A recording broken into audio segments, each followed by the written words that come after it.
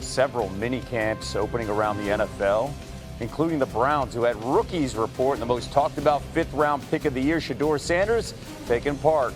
And number 12 right there, he'll be competing with 3rd-rounder Dillon Gabriel. And if you forgot, in all the noise, the Browns selected Michigan defensive tackle Mason Graham 5th overall on night 1. He's pretty good. Yeah, on the scene at Browns rookie camp is it's great to see, by the way. Kimberly A. Martin, a reporter with us now. Martin, how did Shedeur Sanders and Dillon Gabriel look in their first practice with the Browns?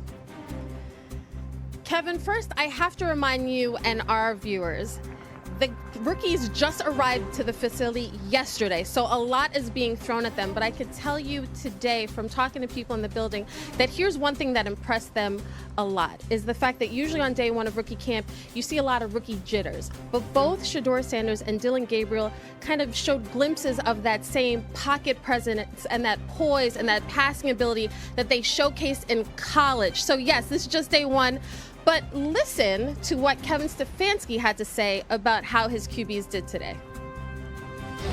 They were as advertised. I thought both guys did a really nice job, and there's so much to work on, and it's the minutia of the position.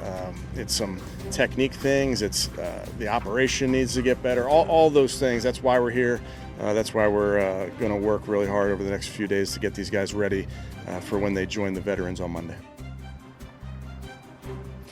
Kevin, another thing that Kevin Stefanski stressed is the fact that the evaluation is ongoing, both on the field and off. Stefanski said, listen, it's not just about 1 rep or who takes first reps, second reps, or in mini camp or OTAs. This really is about the total body of work. So Kevin, day 2 of this evaluation process kicks off tomorrow, and we will hear from Shedeur and Dillon Gabriel. Looking forward to that, Mark. And by the way, the Browns currently with the lowest over-under for regular season wins at 4.5. It's great to see you back on TV, Kmart. Thank you so much. All right, the biggest news in the NFL this week is in the Browns division, and that is the rival Pittsburgh dealing wide receiver George Pickens to the Cowboys for a 3rd-rounder in next year's draft. Now entering the final year of his rookie deal, the 24-year-old Pickens became expendable when the Steelers traded for DK Metcalf 2 months ago. Here's Steelers GM Omar Khan on the trade. The trade sort of happened quickly. We had some people inquire during the draft, nothing that really made sense. And Cowboys reached out. I don't really remember what day it was, but earlier this week. And, they gave us, they proposed something that for us to think about. And kind of talked about it, lots of serious conversation, honest conversations. And we just felt that a fresh start for both sides was the right thing. The Steelers' offense will look a lot different next season. Russell Wilson gone, Justin Fields gone, Najee Harris gone, all leaving in free agency and then trading Pickens. Pittsburgh will join the 2021 Lions and 2023 Panthers as the only teams over the last 5 seasons who did not return their starting quarterback and their leading rusher and receiver from the previous season. Kevin Nagandi back with you. Let's go back to the NFL, where rookie mini camps opened up at several facilities, including the Giants, who welcome in their top 2 first-rounders in Abdul Carter and Jackson Dart. For now, rookies get temporary numbers. All the talk around Carter looking to wear some legendary Giants numbers in New York. Well, he's wearing number 51 for now. How does 51 feel? I feel good. I feel like it's going to have to grow on me a little bit, but it's feeling good right now. How'd you settle on 51? Pretty much what we had available, so it was a good number. Is it set, or could you change it for the regular season? It's pretty much set. I'm just happy to be out here playing football. That's really that's all I'm worried about. I think the biggest thing coming out here, we had a great group last night. We all got together and made sure that we went through the script and did a walkthrough. So that made coming out here on the field, the operation a lot smoother, and everybody was a lot more confident, was able to play a lot faster when we got to the field. Senior NFL writer Jeremy Fowler with us now. Now that we've gotten past the Abdul Carter and the numbers conversation, for now, let's switch gears here and talk about the new number 6 for now. That is Jackson Dart. What are the early impressions of the quarterback so far. Yeah, Kevin, good first day. He passed the test. This is going to be a long process. Really, they just want to see his conditioning in the right shape and him be able to absorb the offense and all the information that they're throwing at him, which he did really well pre-draft. They were impressed with what he could do. I don't know that Brian Daboll's been this excited about a quarterback with a man crush on a quarterback since Josh Allen. He had him in Buffalo. So that's a good sign, which begs the question, when is he going to play? So the stage is set for him to sit an extended period and learn behind the scenes, but they're going to have to win at least some games. We know how this goes in the NFL. Yes. So the Giants at least feel like they have the infrastructure in place, the roster, the talent, especially on defense. Russell Wilson doesn't turn the ball over. They feel like that they can play enough games, win enough games to keep him on the sideline, but if they don't win, the pressure will be on. They might have to turn to him. Okay, keep in mind, too, Dart currently third on the depth chart behind Russell Wilson and Jameis Winston. All right, let's stay in the NFC. Also, new beginnings for another program. Bears starting their rookie camp today. Here's Ben Johnson on taking the field as a head coach for the first time.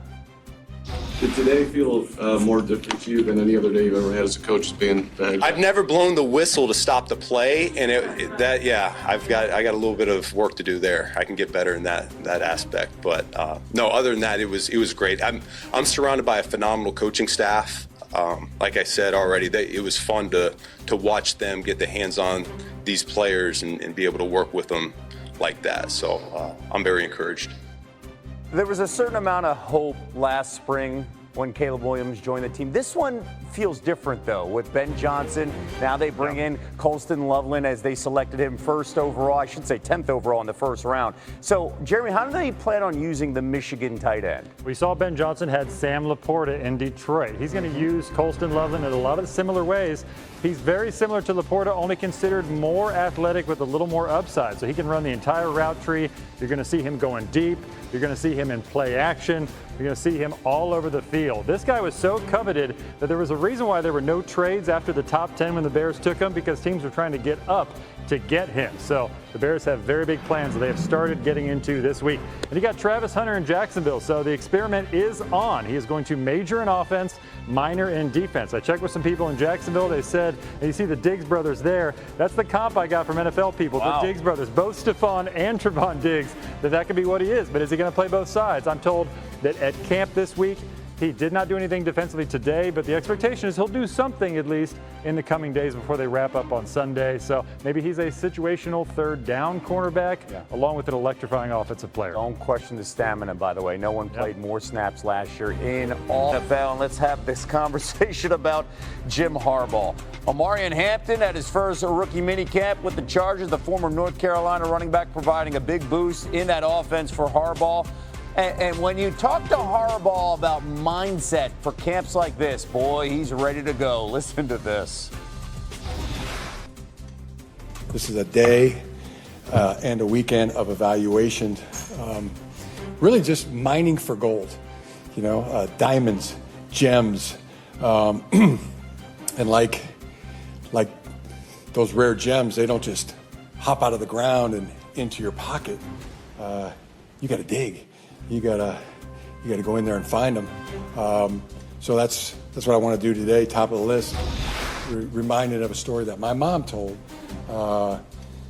when she said that she was cooking the Easter ham, and her mom would always cut off 1/3 of the Easter ham every Easter, and bake it that way and not use the other third.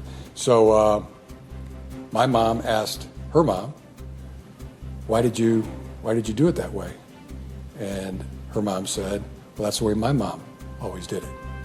So my grandmother asked her mom, why do you cut off the third of the Easter ham every year? And she said, my great grandma said, because the oven wasn't big enough to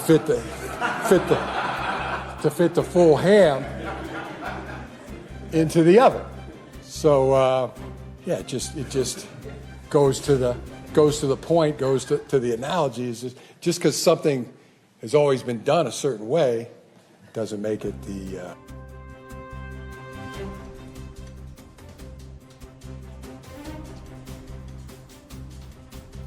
time up here. lần lượt như vậy. Đây, còn vài mũi nữa là sau hàng này nhá, mình móc tiếp nha. Móc tiếp những mũi còn lại là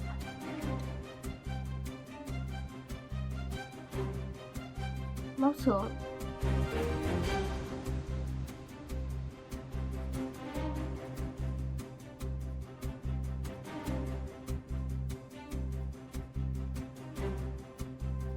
Móc tiếp xuống.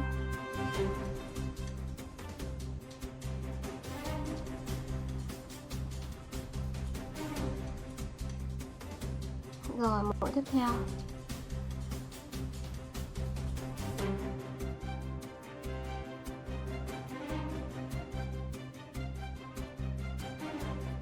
Móc nối vào đây.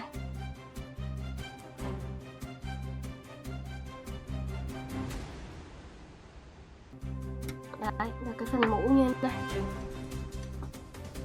Bây giờ mình móc thêm một cái hàng màu đen nữa nhé, cho cái mũ, cái vành nó rộng hơn.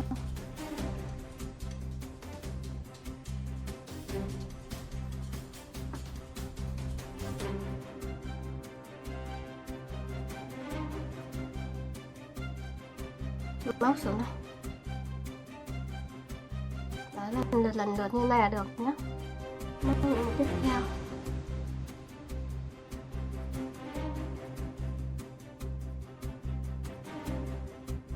Đấy, móc tiếp xuống nha mọi người.